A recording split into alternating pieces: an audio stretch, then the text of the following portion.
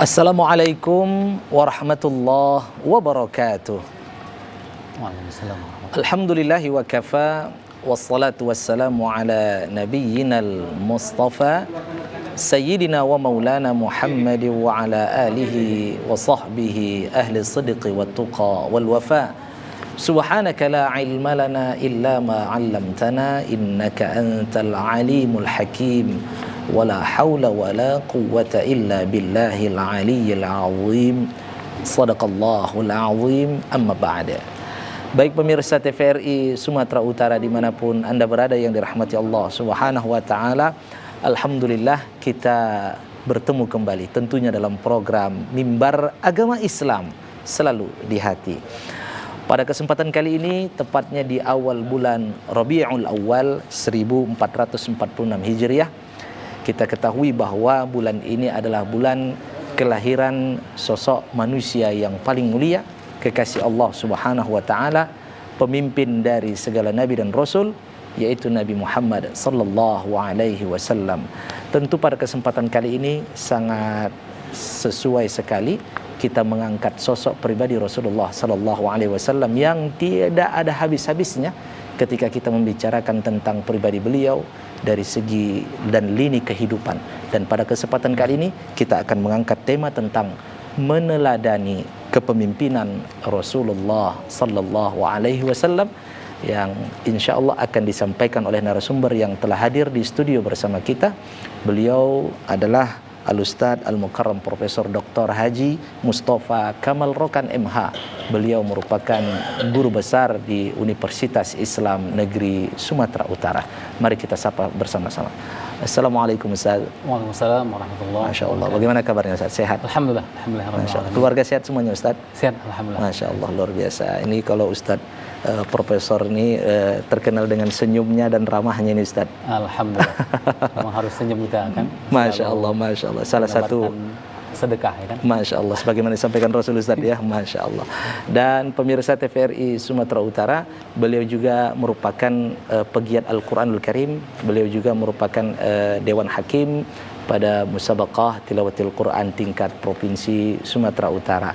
Dan pemirsa TVRI Sumatera Utara dimanapun Anda berada, rahmati Allah Subhanahu wa taala, sebagaimana biasanya sebelum kita mendengarkan tausiah dari narasumber kita, marilah kita mendengarkan lantunan ayat suci Al-Quranul Karim yang akan dibacakan oleh Qari Fari Ahmad Al-Qaribi Lubis. Beliau merupakan siswa dari Madrasah Sanawiyah Yayasan Ummi Lubuk Pakam. Beliau juga merupakan peserta dari satu juz tilawah pada Musabaqah Tilawatil Quran tingkat Kabupaten Deli Serdang yang akan membacakan surah Al-Ahzab ayat 21 sampai 22 kepada qari. Fal yatafaddal mashkura.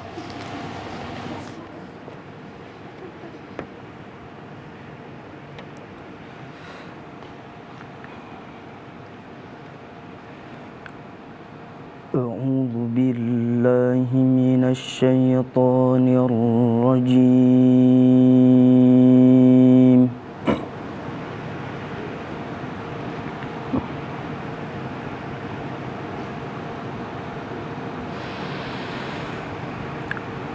بسم الله الرحمن الرحيم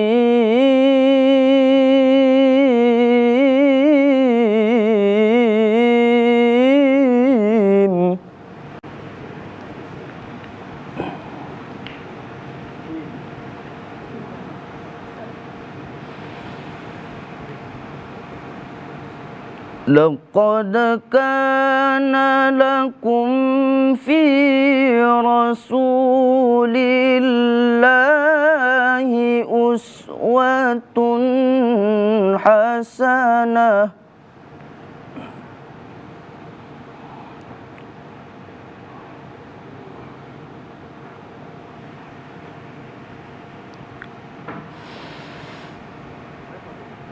liman kana yarjullaha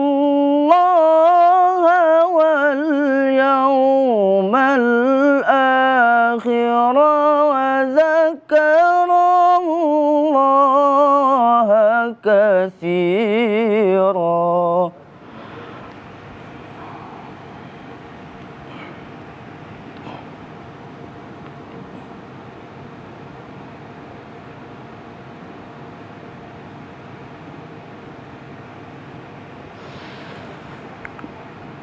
ولما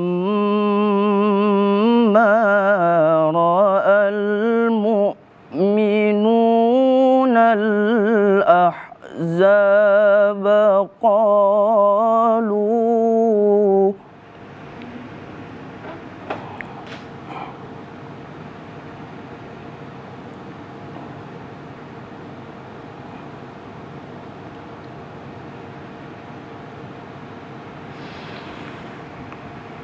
قالوا هذا ما وعدنا الله ورسوله وصدق الله ورسوله.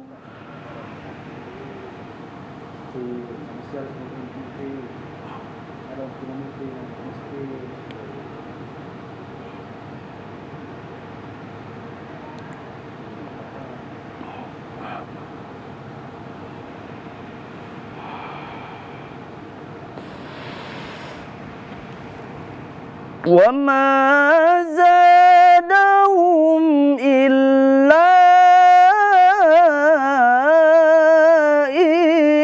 إيمانا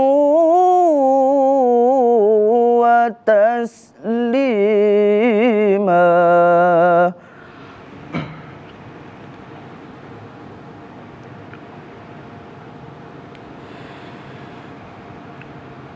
وما زادهم إلا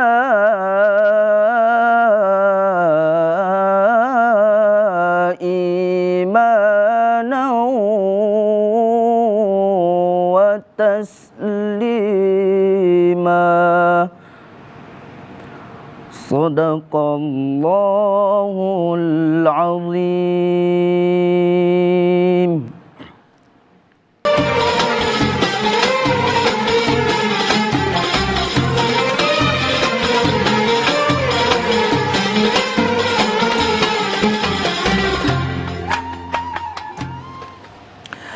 Baik pemirsa TVRI Sumatera Utara dimanapun Anda berada yang dirahmati Allah Subhanahu Wa Taala, terima kasih Anda masih bersama kami tentunya dalam program Mimbar Agama Islam Selalu di Hati.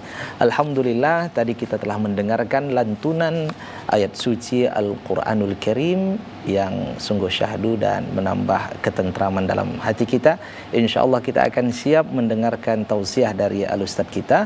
Sebelumnya kami mengajak pemirsa nantinya untuk bertanya kepada narasumber kita dengan cara menghubungi di nomor 081161000386. Judul kita adalah meneladani kepemimpinan Rasulullah sallallahu alaihi wasallam. Baik pemirsa, tidak sabar kita akan mendengarkan tausiah dari Al-Ustadz kita. Ustadz, tentu ini sangat sesuai sekali terkait dengan kepemimpinan Rasulullah sallallahu alaihi wasallam. Ustadz, untuk muqaddimah dari tema kita dipersilahkan Ustadz. Baik, bismillahirrahmanirrahim. Assalamualaikum warahmatullahi wabarakatuh. Waalaikumsalam warahmatullahi wabarakatuh. Alhamdulillahilladzi nazzala al-furqana ala 'abdihi liyakuna lil 'alamin nadhira. Asyhadu an la ilaha illallah wahdahu la syarika lah wa asyhadu anna Muhammadan 'abduhu wa rasuluh. Allahumma salli ala sayyidina Muhammad wa ala alihi wa sahbihi ajma'in. Faqala Allah Ta'ala fil Qur'anil Karim, a'udzu billahi minasy syaithanir rajim. Bismillahirrahmanirrahim. Wa idz qala rabbuka lil malaikati inni ja'ilun fil ardi khalifah. Shadaqallahul azim. Pemirsa TVRI Sumatera Utara yang berbahagia di rumah, dan tentu kepada Ustadz Haji Yuzadin Amar STHI MTHI yang selalu menjadi host atau juga narasumber kita di TVRI ini. Mudah-mudahan saya selalu, Ustaz. Amin. Tentu pemirsa bahwa sebagaimana tadi sudah dihantarkan oleh Ustaz Yuzaidi, ya, bahwa kita memasuki bulan yang mulia, ya, bulan Rabiul Awal, di mana adalah bulan kelahiran Rasulullah SAW yang selalu kita peringati. Tentu dalam memperingati kelahiran Nabi Muhammad SAW banyak hal, banyak sisi yang tadi disebutkan tidak habis-habisnya bisa kita gali sebagai uswatun hasanah bagi kita, dan menjadi kewajiban bagi kita untuk selalu mengikutinya, ya, uswatun hasanah yang telah dicontohkannya. Menariknya pemirsa, kita mengangkat satu aspek yang sangat penting, yakni tentang kepemimpinan. Ya, saya tidak tahu, mungkin ini tema juga dikaitkan dengan kondisi pilkada mungkin atau juga yang lainnya. Namun pemirsa yang terhormat Allah Subhanahu Wa Taala dimanapun Anda berada, bahwa kepemimpinan, ya, tidak hanya terkait tentang soal pilkada atau pilpres yang baru saja kita selesaikan, ya, pilkada yang mungkin beberapa waktu yang akan datang, ya, sedang akan kita songsong. Tapi sesungguhnya hakikat kepemimpinan itu berada pada diri kita sendiri di awalnya. Mengapa? Karena memang dijadikannya manusia di permukaan bumi ini dalam rangka untuk menjadi khalifah, ya, menjadi pemimpin, ya. Sedangkan kepemimpinan disebut dengan khilafah. Ayat yang saya bacakan di awal tadi pada surah Al-Baqarah tadi disebutkan bahwa ketika Allah menyatakan dalam Al-Quran, Allah menyatakan kepada para malaikat untuk menjadikan manusia sebagai pemimpin, khalifah di permukaan bumi ini. Oleh karena itu, soal kepemimpinan bukan hanya soal siapa wali kota, siapa gubernur dan presiden dan sebagainya, tapi sesungguhnya berawal dari pribadi kita sendiri, ya. Bagaimana kita mampu memimpin pribadi kita. Mengapa? Karena sesungguhnya pribadi kita ini seperti kerajaan ini, ya, seperti kerajaan.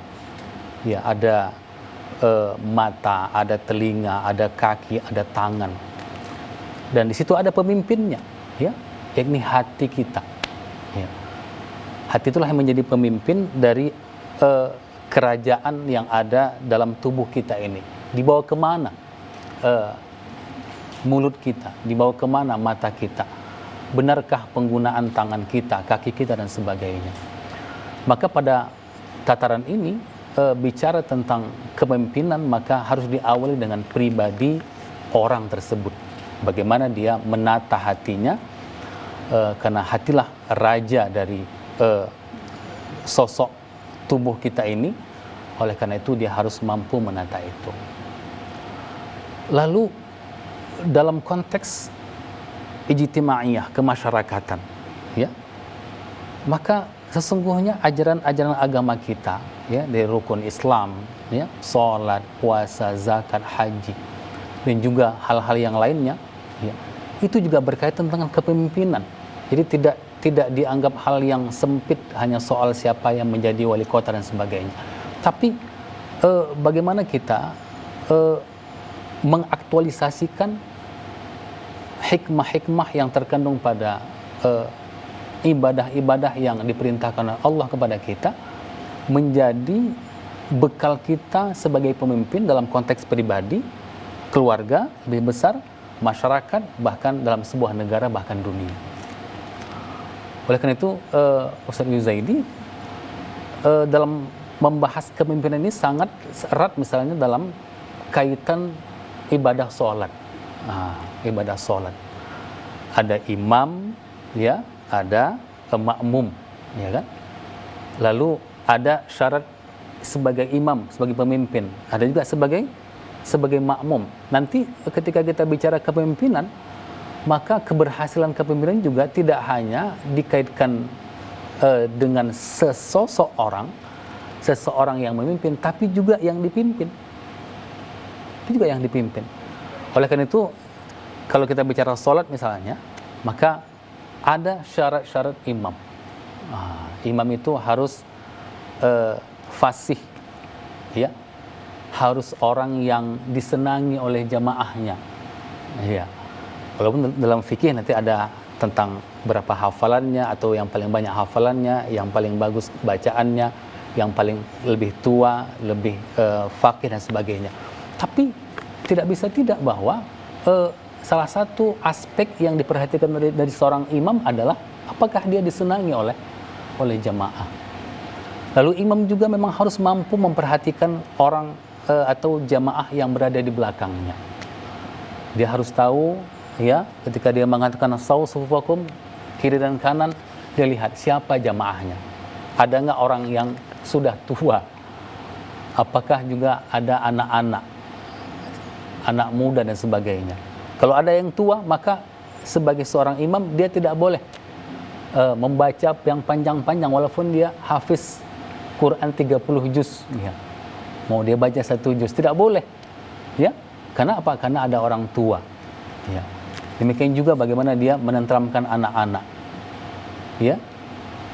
Nah, nanti kita akan bicara tentang bagaimana sebagai seorang jamaah juga memang harus mengetahui bagaimana dia mengingatkan imam ketika salah.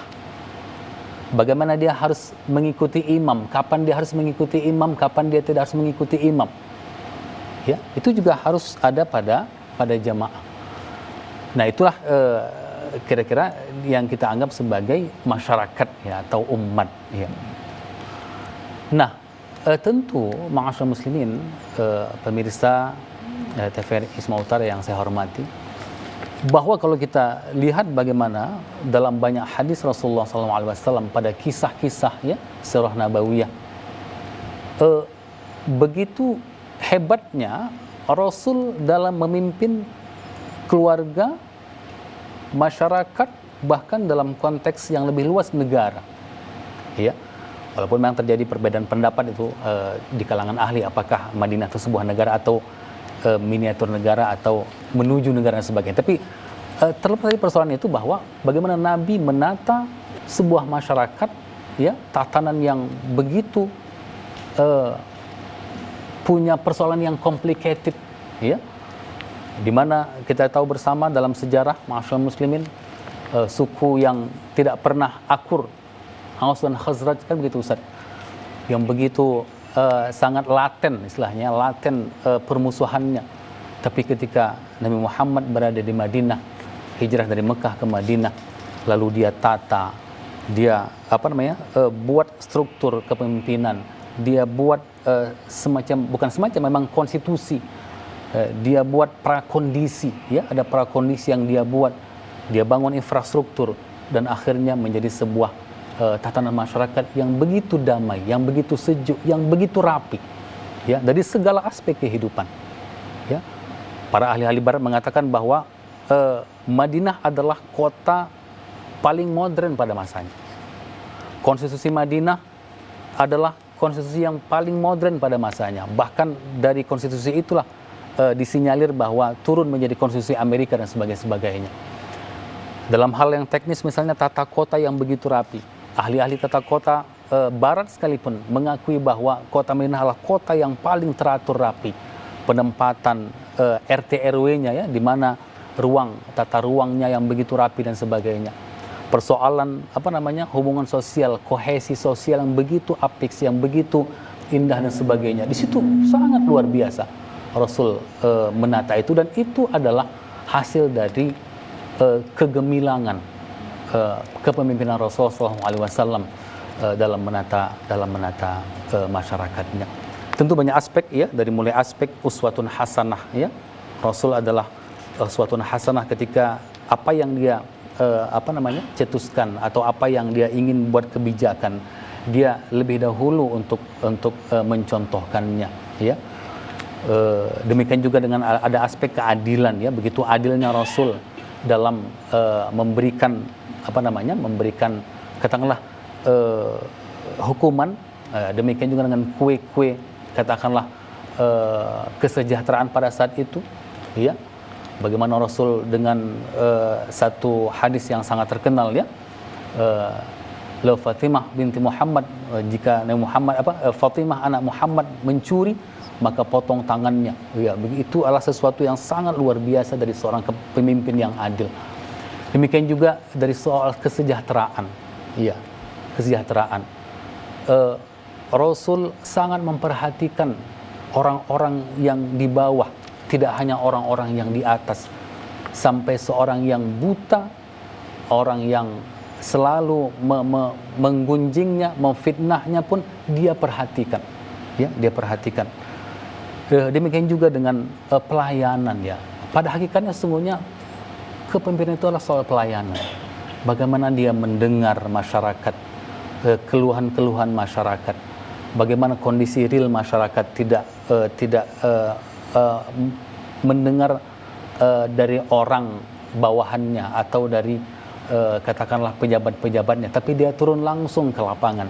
Dia lihat kondisi masyarakat, bagaimana kondisi keuangan, bagaimana tata pemerintahan, ya, tata pemerintahan. Bagaimana dia langsung memimpin anti korupsi pada saat itu, ya. Ada sebuah kisah yang saya kira sangat penting itu ketika Rasul mengaudit petugas zakat pada saat itu, Ustaz Uzaidi, ya. Ketika dia tanya berapa pendapatan zakat, berapa yang sudah dikumpulkan, lalu sahabat mengatakan bahwa ini harta zakat yang saya dapatkan ya Rasul, sedangkan yang ini adalah hadiah dari orang-orang yang berzakat. Lalu Rasul marah, ya. Rasul menyatakan bahwa apakah engkau mendapatkan harta ini kalau engkau hanya berada di rumah dengan keluargamu? Itu menunjukkan bahwa tidak boleh ada gratifikasi dan sebagainya.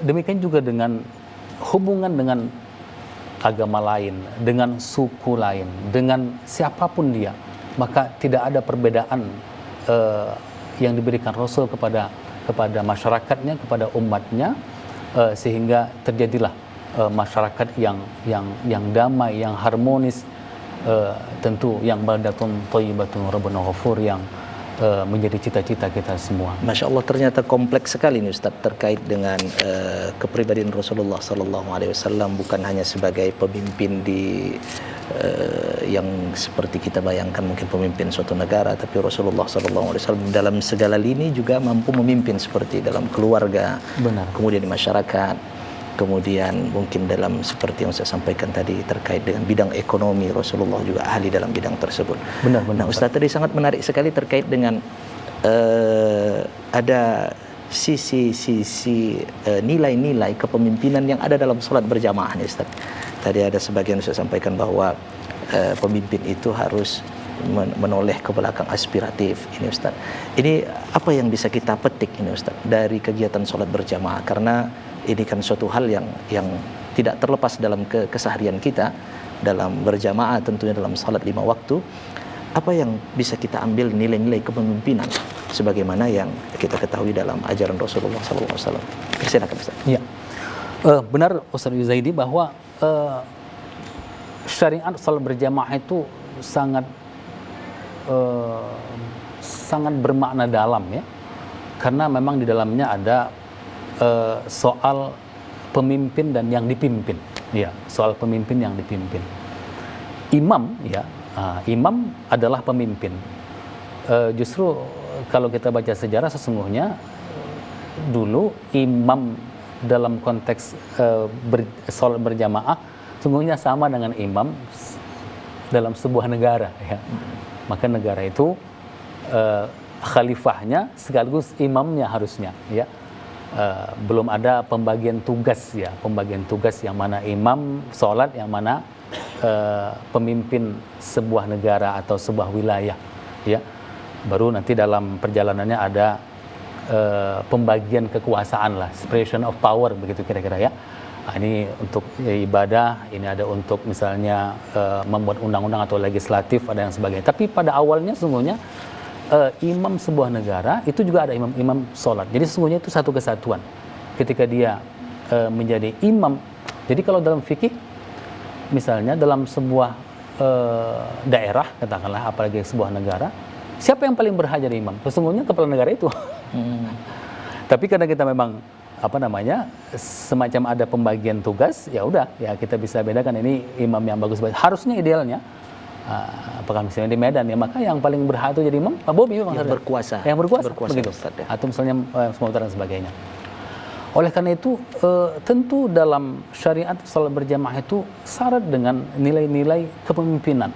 Jadi seorang imam itu awalnya memang harus mengetahui jamaahnya, maka dia harus lihat ke belakang, ya, dia harus periksa itu bagaimana kerapatan dari saf itu, ya, bagaimana tumit di mana tempatnya, ya, jangan yang satu panjang yang satu pendek, bukan tumitnya ya, tapi adalah di mana berdirinya, lalu di mana posisi anak-anak dan sebagainya, mengarahkan jamaah, dia harus pastikan. Seperti yang saya sampaikan tadi, dia harus pastikan ini ada orang tua tidak, ya, ada orang yang jompo atau ada orang yang memang tidak mampu berdiri dan sebagainya, dia pastikan dulu. Ini juga penting bagi kita dalam masyarakat kita. Kadang-kadang sofufakum itu biasanya hanya sekedar ucapan ya, formalitas, tapi sesungguhnya tidak. Dia harus periksa betul. Ya, bahkan dalam kondisi-kondisi tertentu dulu sampai pedang Nabi pun dipastikannya ya untuk mengatur saf itu rapi. Jadi dalam konteks kepemimpinan bahwa kerapian salat berjamaah itu adalah sesungguhnya kerapian dari sebuah entitas negara misalnya, atau entitas sebuah daerah misalnya, ya. Kalau sudah rapi, maka oke, kita bisa menuju visi kita, visi sebuah bangsa, visi sebuah negara, visi sebuah daerah misalnya. Jika tidak, maka centang perenang, ya, ada anak-anak masuk ke depan, ya, orang tua di belakang dan sebagainya. Nah, seperti yang saya sampaikan tadi bahwa imam itu memang orang yang disenangi oleh jamaah. Jadi kalau ada seorang imam yang tidak disenangi karena perbuatannya kurang baik, ya, perangainya dalam kehidupan masyarakat yang selalu membuat onar dan sebagainya, itu memang tidak boleh jadi imam. Kenapa? Karena makmum akan berkata-kata di hatinya, mungkin bahkan tidak mau ikut berjamaah, tidak taat, Ustaz, ya? Tidak taat kepada pemimpin, ya. Jadi seorang imam itu idealnya memang harus orang yang disenangi masyarakat. Nah, bagaimana menjadi orang yang disenangi masyarakat? Tentu berperilaku dengan baik, ya, menyerap aspirasi, tidak hanya ya, omong doang, tapi dia berbuat, ya, dia mencontohkan, ya. Ketika dia mengatakan bahwa hidup sederhana, maka dialah yang pertama mengaktualisasikan hidup sederhana itu dan sebagainya, maka itu pasti dicintai oleh masyarakat. Jadi pemimpin yang berhasil adalah pemimpin yang disenangi oleh masyarakat. Ya. Nah, lalu ada proses di situ, ya, proses berjalannya sebuah kepemimpinan, ya. Maka seorang imam itu harus lebih dahulu melakukan gerakan atau rukun qauli fi'li, ya. Baru jamaahnya boleh ikut. Tidak boleh duluan. Tidak boleh mendahului, Ustaz. Tidak boleh mendahului. Ya, kenapa? Karena kalau dia mendahului maka dia akan overlapping, ya. Kepemimpinannya akan menjadi kacau. Ya, ini belum lagi kita bicara ini, kenapa masyarakat sudah bicara ini, gitu ya. Maka akan kacau dia. Tapi begitu rapinya salat itu, ketika imamnya takbir baru makmumnya takbir, imamnya ruku baru makmumnya ruku. Nah, itu adalah proses kepemimpinan yang harus ada, yang menjadi syarat keberhasilan dalam sebuah leadership atau kepemimpinan. Satu komando, Ustaz. Satu komando. Tidak boleh mendahului. Benar. Dari perintah dari pimpinan, Ustaz, ya. Tadi seperti Ustaz sampaikan, aspiratif yang pertama. Aspiratif. Betul. Melihat orang di belakang yang tua, yang bawa anak, yang mungkin sakit, tidak tahan lama berdiri. Jangan panjang-panjang, Ustaz, ya kan? Benar. Ini sudah tua-tua jamaahnya, rekan pertama Yasin, Ustaz. Ini lalu imam ada proses aspiratif, Ustaz. Lalu ada proses demokratisasi di situ, ya. Ya. Rupanya bisa demokrasi dalam sholat, gitu ya. Ya, di situ ada proses mengingatkan, ya, mengingatkan imam ketika imam salah. Ya. Ketika dia melanggar atau kehilangan rukun atau tidak melaksanakan rukun, maka ada proses yang bisa mengingatkan bahwa seorang pemimpin itu tidak boleh Diktator Ustaz ya. diktator, ya, tidak mau menerima aspirasi masyarakat, mau apa maunya harus diingat. Tetapi yang menariknya, Ustaz ini bahwa proses saling ingat mengingatkan itu, ya, itu juga punya cara, punya cara, metodenya, ya? Ustaz ya. Tidak boleh sembarangan, ya, tidak boleh semau dia, ya. Tidak boleh anarkis lah kalau bahasa sekarang. Ada aturannya Ustaz ya. Ada aturannya. Mohon ditahan Ustaz, akan kita sambung yang lebih menarik setelah pesan-pesan berikut ini. Dan pemirsa TVRI Sumatera Utara, jangan kemana-mana, kita akan kembali dengan pembahasan yang lebih menarik lagi dan kami akan menyapa Anda yang ingin bertanya. Tetaplah bersama kami dalam program Mimbar Agama Islam Selalu di Hati.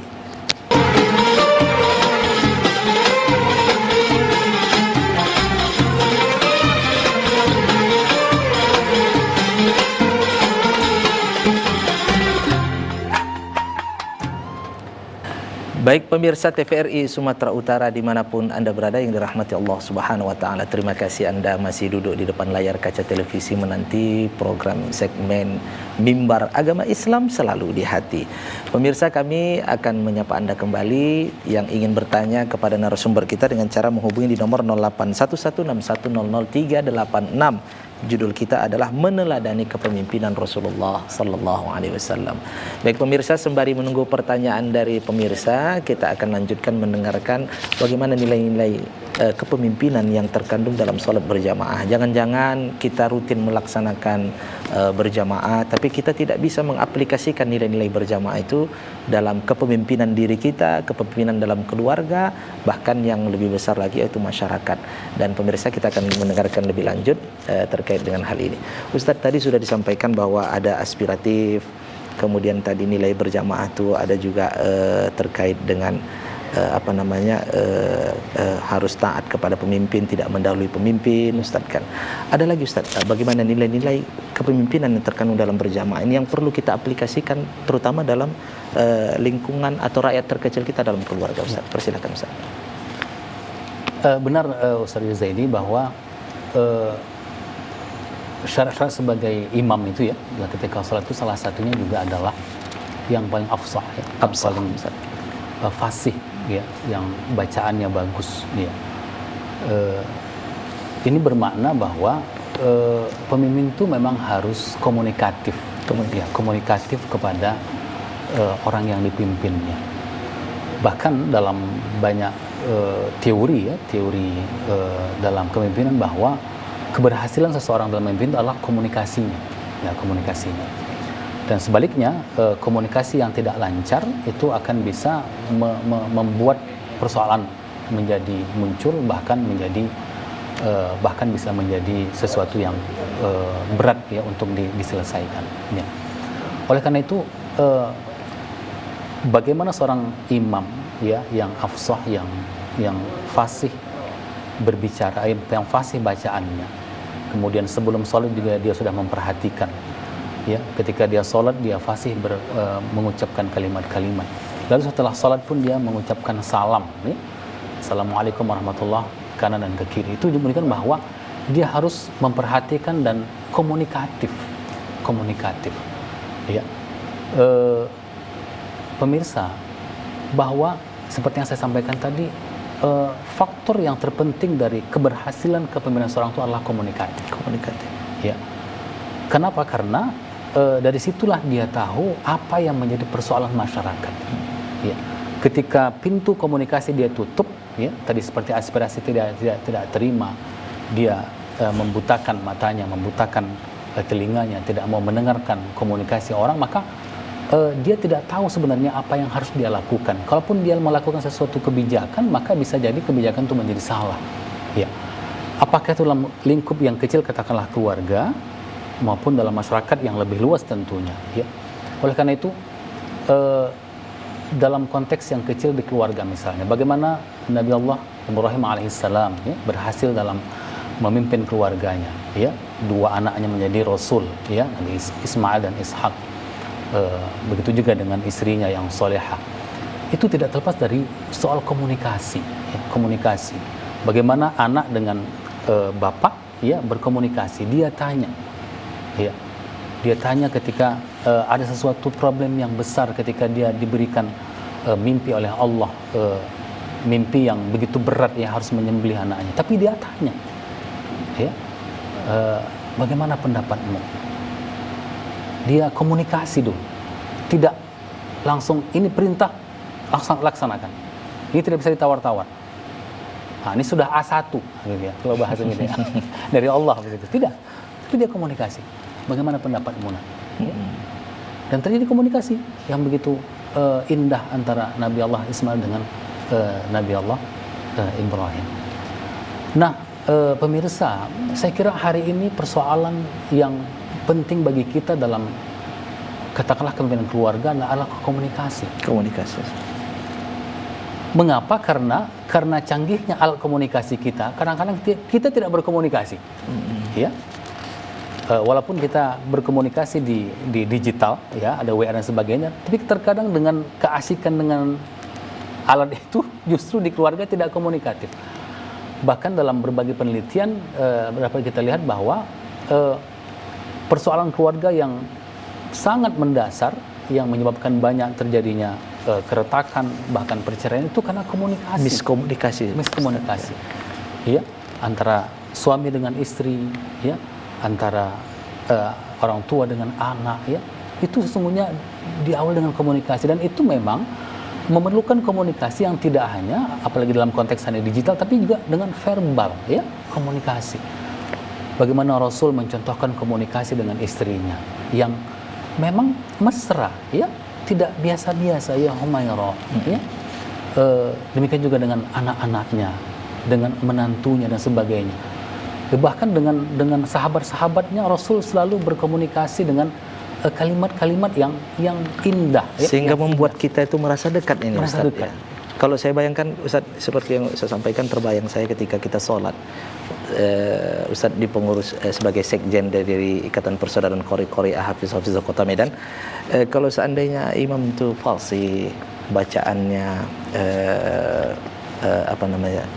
mutqin, Ustaz, kita sebagai makmum ini nyaman hati itu, Ustaz. Benar. Tidak ada gelisah, nyaman mendengarkannya. Saya bayangkan, Ustaz, ketika ada pemimpin yang mungkin menegur bawahannya dengan cara yang baik, dengan cara yang santun, sehingga membuat hatinya nyaman. Apa kira-kira begini, Ustaz? Bagaimana, Ustaz? Iya, benar sekali, Ustaz Yuzaidi, bahwa pemimpin yang komunikatif, pemimpin yang lembut komunikasinya. Jadi dalam Al-Quran itu kan banyak kalimat-kalimat qaulan, ya. Ada qaulan karima, ada qaulan sadida, ya, qaulan layyina, ya. Nah, itu kan berkaitan dengan Nabi Musa, ya, ketika berhadapan dengan Firaun. Jadi memang kalimatnya kalimat yang santun, komunikasi yang lembut, komunikasi yang ya, ada istilah dalam ilmu komunikasi, ya, yang muncul sebuah teori namanya komunikasi profetik, ya, komunikasi kenabian. Bagaimana para nabi itu berkomunikasi, ya. Itu ada kalimat bagaimana Nabi Ibrahim, Nabi Musa berkomunikasi dengan pemimpin yang zalim dan kejam dan sebagainya. Apalagi dengan Nabi Muhammad yang begitu lembut, ya, kalimatnya, ya. Fabima rahmatin minallahi lintalahum wa kunta fadlan ghalitul qalb, ya. Nabi itu memang lembut, ya, lintalahum. Jadi ketika dia berkomunikasi sesuatu yang sulit, sesuatu yang berat, sesuatu yang mungkin sudah danger, tapi ketika dia mampu mengkomunikasikannya, maka masyarakat menjadi tenang, dan masyarakat tidak hanya tenang tapi mau melakukan apapun untuk bisa menyelesaikan persoalan. Memang dalam sebuah kepemimpinan, apakah dalam konteks keluarga, masyarakat, apalagi sebuah negara, memang tidak terlepas dari banyaknya masalah-masalah yang harus diselesaikan.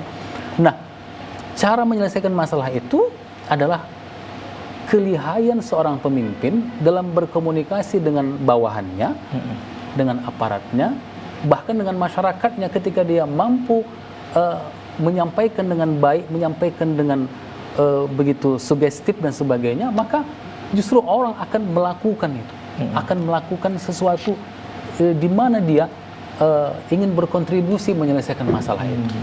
Kalaupun misalnya terjadi krisis yang berat, ya, ketika kita di awal-awal kemerdekaan, ya, bagaimana beratnya, tapi ketika pemimpin mampu mengkomunikasikannya, maka berbondong-bondong orang bergerak dengan sendirinya untuk membantu, ya. Ada sejarah bagaimana masyarakat Aceh membantu dengan emasnya, membantu membuat pesawat dan sebagainya. Kenapa? Karena iya, pemimpinnya mampu mengkomunikasikan seperti ini dia. Jadi jangan sampai pemimpin itu ketika ditanya dengan dia persoalan, bertambah banyak persoalan. Ya. Saya pun tak tahu tentang hal itu. Jangan kalian tanya, itu kan bukan urusan saya dah. Tidak. Walaupun itu tidak katakanlah tidak langsung ke dia, itu juga persoalan, tapi dia mampu mengajak masyarakat untuk memahami kondisi itu, memahami persoalan itu, dan tidak hanya itu, menjadi social engineering, ya, menjadi masyarakat itu menjadi bergerak, ya, merekayasa dengan liar, Ustaz, ya. Bergerak dengan liar, Ustaz, ya. Iya, tentu bergerak dengan terarah, dengan terarah tentu, ya. Baik. Tapi betapa indahnya ketika memang seorang pemimpin itu mampu berkomunikasi. Nah, sama halnya dengan masyarakat juga, ya.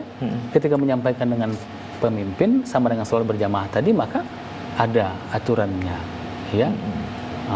Ada caranya, ya. Jadi dalam kekeluargaan, Ustaz, ketika menegur, ketika dalam keseharian seorang ayah ini sebagai pemimpin, tentunya dia memberikan tegur sapa kepada anak, komunikasi yang sangat baik. Bagaimana menanyakan kabar, menanyakan sekolahnya, kemudian dengan istri, kemudian menanyakan bagaimana keadaannya. Apakah ini menjadi model kepemimpinan yang dilakukan Rasulullah SAW bercermin dari nilai-nilai imam tadi, Ustaz? Benar sekali. Rasul itu kan mampu menempatkan cara bicaranya dengan berbagai segmen masyarakat. Iya. Ketika dia berhadapan dengan musuh misalnya, dia mampu menundukkan musuh itu dengan komunikasinya. Masya Allah. Ketika berhadapan dengan orang yang katakanlah bodoh, gitu ya, orang yang keterbelakang, ya, dia juga mampu untuk mengajak dia untuk bisa berubah. Masya Allah. Ketika berjumpa dengan sahabatnya yang dekat, yang akrab seperti Umar, Abu Bakar, beda cara dia menyampaikannya. Jadi memang betul-betul komunikatif, memang fotonah, ya, memang cerdas betul Rasul, sehingga memang semua orang merasa dia terayomi, ya. Ya. Jadi beberapa hadis yang kita baca bahwa semua orang, ya, ketika berjumpa dengan Rasul dia merasa terayomi, bahkan musuh Islam sekalipun sesungguhnya merasa terayomi. Tapi ada yang tidak dapat mendapat hidayah, kan, gitu ya. Dia keras dengan katakanlah prinsipnya, ya, dia tidak mau merubah agama nenek moyang dan sebagainya. Tapi tidak bisa tidak, ya, bahwa mereka juga merasa terayomi. Jadi gelar Al-Amin itu kan sesungguhnya sebelum terjadinya, sebelum diangkat menjadi Rasul, dan itu pengakuan semua orang. Ya, pengakuan semua orang bagaimana dia menjadi orang yang terpercaya. Jadi komunikasinya sangat baik dengan paman, dengan orang lebih tua. Tadi seperti anak dengan ayah dengan anak, ya. Sama seperti kalau misalnya kita berjumpa dengan katakanlah preman, gitu ya. Tentu tak samalah, tidak formal bahasa kita. Apa kabar? Apakah kabar semuanya sehat? Tidaklah begitu, ya. Ada cara komunikasinya yang baik. Tapi tentu ada rel-relnya, ya. Rel-relnya. Bahkan, ya, komunikasi Nabi dengan seorang nenek sekalipun, ya, dia berseluruh, ya. Itu adalah komunikasi, kecanggihan komunikasi bahwa tidak ada orang yang masuk surga, Ustaz. Tidak ada nenek-nenek di surga, Ustaz, ya. Nenek itu pertama tersinggung, Ustaz, ya. Tersinggung. Tapi ketika dia jelaskan, wah, nenek itu justru sumringah, ya, betul-betul senang. Ada berita sangat ditunggu-tunggu, ya, bahwa dia akan menjadi muda kembali ketika di surga. Jadi memang luar biasa. Jadi keberhasilan kita sebagai pemimpin rumah tangga pemimpin mungkin dalam konteks yang lebih besar dalam masyarakat, di RT, di RW, kepala desa atau lurah naik dan sebagainya, itu sangat ditentukan komunikasi seorang pemimpin. Sebagaimana syarat imam yang pertama adalah absahuhum, Ustaz. Absah, ya. Mohon ditahan, Ustaz. Kita akan lanjutkan setelah pesan-pesan berikut ini, dan pemirsa TVRI Sumatera Utara, jangan kemana-mana. Kita akan kembali dengan pembahasan lebih menarik lagi. Tetaplah bersama kami dalam program Mimbar Agama Islam Selalu.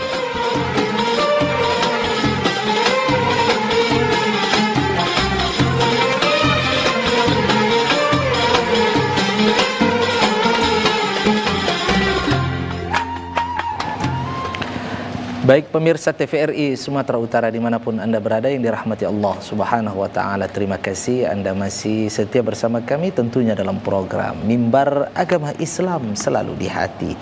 Baik pemirsa, kita akan mendengarkan lebih lanjut pembahasan atau tausiah yang insya Allah lebih menarik lagi. Untuk itu kami menyapa Anda kembali. Untuk siapa yang ingin bertanya kepada narasumber kita dapat menghubungi dengan menelepon di nomor 081161000386. Judul kita adalah meneladani kepemimpinan Rasulullah sallallahu alaihi wasallam. Baik pemirsa, sembari menunggu pertanyaan dari pemirsa di rumah, kita akan lanjutkan mendengarkan tausiah dari Al-Ustadz kita. Ustadz tadi sudah dikupas terkait dengan nilai-nilai kepemimpinan yang ada dalam ritual salat berjamaah tadi, Ustadz, cukup menarik dan mudah-mudahan dapat kita aplikasikan. Ustadz, terkait dengan prinsip-prinsip kepemimpinan yang lebih luas lagi, Ustadz, yang dapat kita aktualisasikan dalam kehidupan sehari-hari kita, terutama untuk pribadi kita, untuk keluarga dan masyarakat. Persilahkan, Ustaz. Iya, tentu kalau kita membaca hadis-hadis Rasul, ya, bagaimana sirah nabawiyah tentang Rasulullah, ada prinsip-prinsip yang memang harus kita teladani, ya, kita harus tetapkan dalam hati kita. Tentu pemimpin yang berhasil itu berawal dari niat yang ikhlas, ya, niat yang ikhlas. Karena niat itulah sesungguhnya menjadi cikal bakal kemana arah kepemimpinan kita, ya. Tentu ketika misalnya menjadi seorang suami, niat ketika menikah, gitu ya. Demikian juga dengan anak, ya, ini hal-hal yang mendasar. Apa niat untuk anak, ya?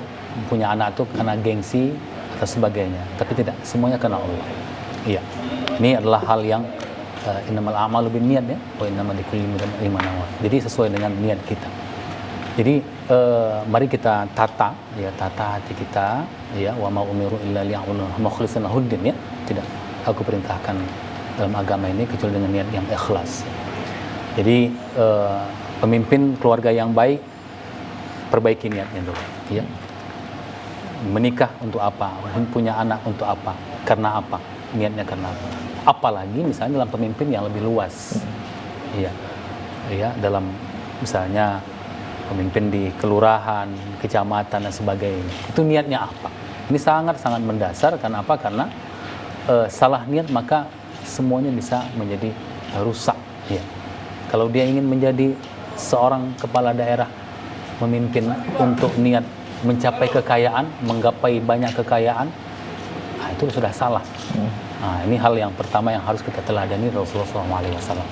Rasul selalu saja mengingatkan bahwa tujuan hidup sesungguhnya adalah untuk mendekatkan diri kepada Allah, ya, untuk bermanfaat, banyak bermanfaat bagi banyak orang. Yang kedua, Rasul seperti yang saya sampaikan tadi mencontohkan lebih dahulu, ya. Seperti Qori yang telah membacakan Al-Quran, laqad kana lakum fi Rasulillahi uswatun hasanah, ya, wa innaka la'ala khuluqin 'azim, ya. Dalam di Rasul itu contoh tauladan yang baik dan akhlak yang sangat mulia. Jadi dimanapun kita memimpin, ya, ketika kita belum mencontohkan, maka itu hal yang membuat orang lain malas mengikutinya. Dan itu punya dampak psikologi yang juga berbeda dari orang yang misalnya melakukan lebih dahulu apa yang dia perintahkan, ya. Sama dengan kita punya anak, ya, menyuruh sholat berjamaah, menyuruh baca Quran, tapi kita tidak baca Quran, maka itu kalaupun dia baca Quran mungkin ada faktor lain lah, entah dari mana, tapi tentu dia tidak akan banyak mendapatkan energi ingin baca Quran kalau ayahnya tak suka baca Quran atau tidak suka salat berjamaah. Pergi ke sana, ke masjid tu, nah, gitu, solat sana, tapi ayahnya di rumah saya tidak. Sama dengan kepemimpinan yang lebih besar lagi, ketika mengajak masyarakat untuk menjaga kebersihan, hidup sederhana dan sebagainya, itu memang harus diawali oleh uswatun hasanah. Ya. Jadi kekuatan Rasulullah SAW itu adalah mencontohkan tauladan yang baik itu, sehingga orang tidak bisa lagi berpaling darinya. Baik. Karena dia lebih dahulu melakukan itu. Baik. Bahkan jauh lebih hebat, jauh lebih khusyuk, jauh lebih katakanlah hal yang sederhana ya Ustaz Yuzaidi ya. Ketika mengajak untuk bersedekah misalnya. Bersedekah, membantu orang lain, ya. Tapi kita sebagai pemimpin tidak melakukannya atau sedikit melakukannya. Hidup kita foya-foya, itu tidak akan efektif, Ustaz. Efektif. Ya? Baik, Masya Allah Ustaz, ini luar biasa Ustaz. Waktu kita sangat sempit sekali, sudah berakhir ini Ustaz, dan tadi penyampaian Ustaz sangat padat sekali. Tentu ikhlas dengan keteladanan tadi tidak bisa dipisahkan Ustaz ya. Terima kasih banyak Ustaz atas waktunya dan tausiahnya, ilmunya Ustaz. Mudah-mudahan dapat kami amalkan dan pemirsa juga dapat serap dan diamalkan. Ustaz, sehat selalu. Kita ketemu insya Allah pada kesempatan berikutnya Ustaz. Kirim salam sama keluarga Ustaz.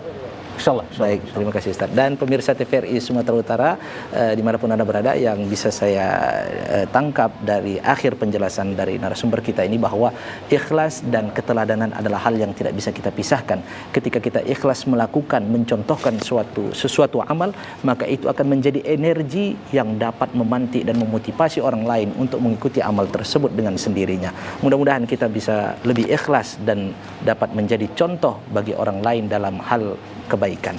Saya Yuzaidi beserta seluruh kru dan kerabat Kejar TVRI Sumatera Utara pamit undur diri. InsyaAllah kita ketemu pada kesempatan berikutnya. Wassalamualaikum warahmatullahi wabarakatuh. Waalaikumsalam warahmatullahi wabarakatuh.